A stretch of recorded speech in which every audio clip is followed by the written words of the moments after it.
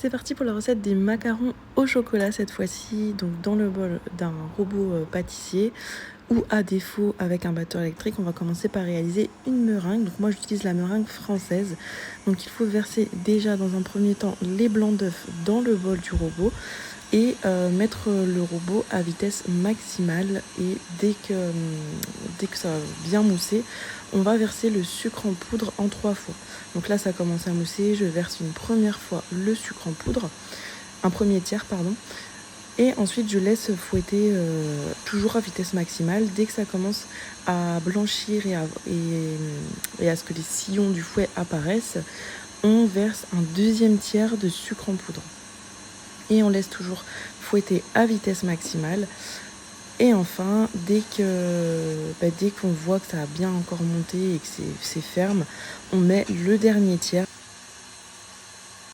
Donc vous pouvez laisser votre meringue tourner de côté. Il faut compter environ 5 bonnes minutes pour avoir une belle meringue bien ferme.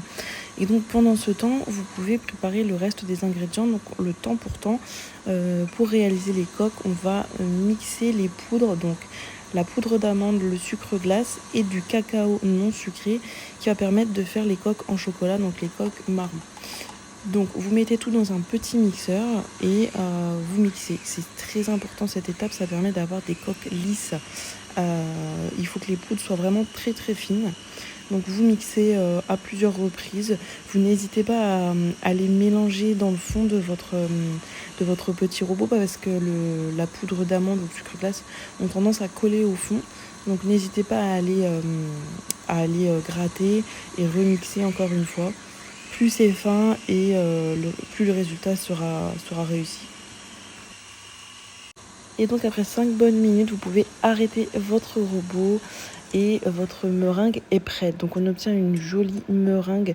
Quand vous relevez votre fouet, vous devez obtenir un joli bec d'oiseau. C'est cette pointe bien ferme qui s'apparente à un bec d'oiseau. Donc on dit que la meringue est réussie quand on obtient ce joli bec d'oiseau. Donc ensuite vous allez intégrer votre temps pour temps dans votre meringue. Par contre, il faut le tamiser. Donc ça aussi, c'est important. Vous faites un temps pour temps mixé et tamisé. Et vous l'ajoutez en 3 fois. Donc je mets une première partie dans mon chinois. Et ensuite, donc je le verse sur ma meringue. Et je vais l'incorporer à l'aide d'une maryse. Donc la maryse, c'est la spatule que vous voyez sur la vidéo. Donc vous allez mélanger dans un premier temps pour détendre la meringue. Vous mélangez la première partie des poudres. Vous incorporez du coup une seconde fois les poudres toujours tamisées. Donc très important de mixer et tamiser les poudres pour qu'elles soient vraiment le plus fines possible. Je sais que certaines personnes tamisent à 2 reprises. Tamise une première fois sur un plat et tamise une seconde fois avant de les incorporer dans le bol. Après, à vous de tester. Les macarons, en fait, c'est vraiment tout un art. Il faut vraiment essayer à plusieurs reprises avant de vraiment bien les réussir. Donc là, vous allez incorporer les poudres en écrasant sur les parois du bol, vous voyez. Vous allez en prendre sur la spatule, vous les écrasez sur les parois du bol et vous faites ça jusqu'à ce que tout soit incorporé. Donc là, on incorpore le dernier tiers.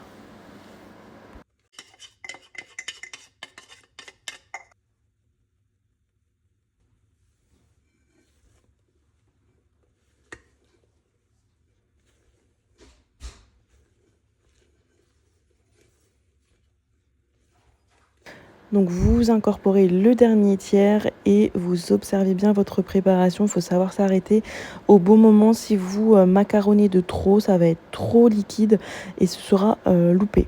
Donc là, vous voyez, il faut que ça coule tout doucement comme ça en ruban. Il faut que ce soit un léger ruban qui coule. Et ensuite, on va donc pouvoir passer directement au pochage. Donc vous avez besoin d'une poche à douille et d'une douille ronde. Donc ici, c'est la douille Wilton 2A.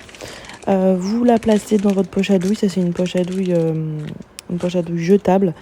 Donc avec un petit ciseau, un petit couteau, vous allez ouvrir le bout de la poche. Ensuite, je vous réexplique la technique de prise d'une poche à douille. Donc vous retroussez le haut de votre poche comme ça et vous allez placer sur votre main gauche. Donc moi je suis droitière, donc je la mets sur ma main gauche et avec ma main droite, je viens remplir ma poche.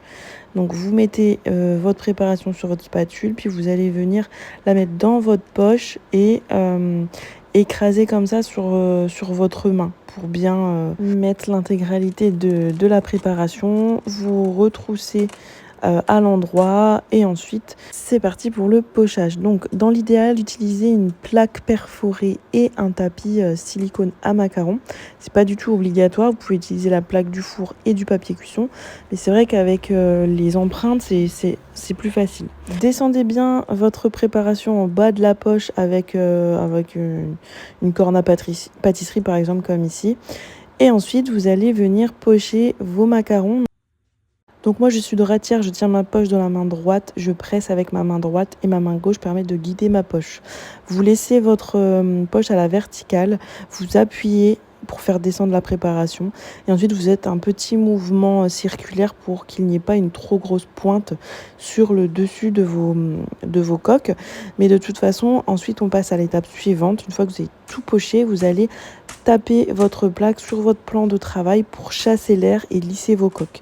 Donc certaines écoles disent de lever votre plaque à 30 cm et de la laisser tomber pour lisser les coques, mais bon, vous pouvez tapoter comme ça à plusieurs reprises, c'est pareil.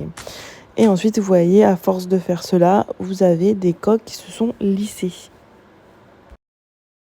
Vous pouvez les laisser croûter, c'est-à-dire les laisser sécher sur votre plan de travail sans ne pas y toucher, mais ce n'est pas obligatoire. Moi personnellement je le fais jamais et je les enfourne aussitôt. Donc dans un four préchauffé à 145 degrés chaleur tournante pendant 12 à 15 minutes. Au bout de 12 minutes, je prends une petite spatule comme ça et je regarde si ça se retire tout seul. Si ça ne se retire pas, je prolonge de 3 minutes. Et ensuite, je les retire du four. Et après les avoir laissés tiédir, les coques se retirent toutes seules du tapis silicone. Ensuite, il va falloir assembler les coques de même taille parce que malgré qu'il y ait des empreintes, c'est pas toujours évident de faire des coques de même taille. Donc après, c'est un petit peu le jeu d'assemblage, de trouver les coques de même taille. Ensuite, vous pouvez les placer dans une boîte et les réserver au réfrigérateur. Donc ensuite, pour des macarons 100% chocolat, j'ai réalisé une ganache au chocolat. Donc vous mettez 180 ml de crème liquide dans une casserole, vous portez à ébullition. Dans un plat, vous mettez 180 g de chocolat noir en morceaux. Une fois que votre crème est bouillante, vous venez la verser complètement sur votre chocolat et vous allez attendre 2 minutes avant de venir mélanger avec une maryse.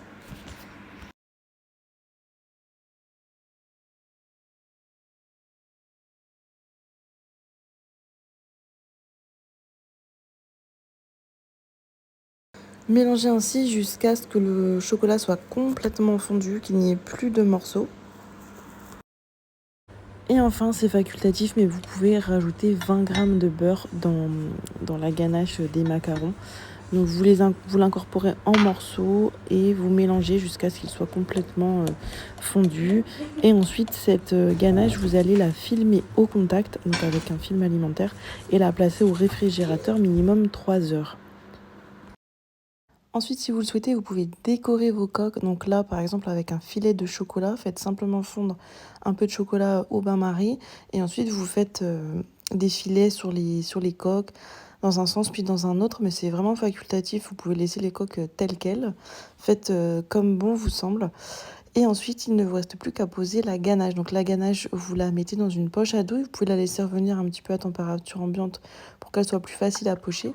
Vous déposez une noisette de ganache sur une coque et ensuite il ne vous restera plus qu'à rassembler 2 coques ensemble pour faire votre macaron. Donc une coque décorée et une coque avec la ganache. Vous appuyez légèrement pour bien répartir la ganache et voilà, il ne reste plus qu'à laisser sécher vos macarons pour que le décor du dessus sèche et ensuite les réserver 24 heures au réfrigérateur avant de les déguster. Voilà, j'espère que cette vidéo, vous a plu, que ça vous donnera envie d'essayer. Vous pouvez retrouver sur ma chaîne YouTube, d'autres, saveurs. J'ai partagé, déjà plusieurs, recettes de macarons avec, des saveurs différentes, mais c'est vrai que cette saveur au chocolat fait partie de nos préférés, à la maison. Ensuite, n'hésitez pas à conserver vos macarons plusieurs jours au réfrigérateur. C'est une pâtisserie qui se conserve très, très bien.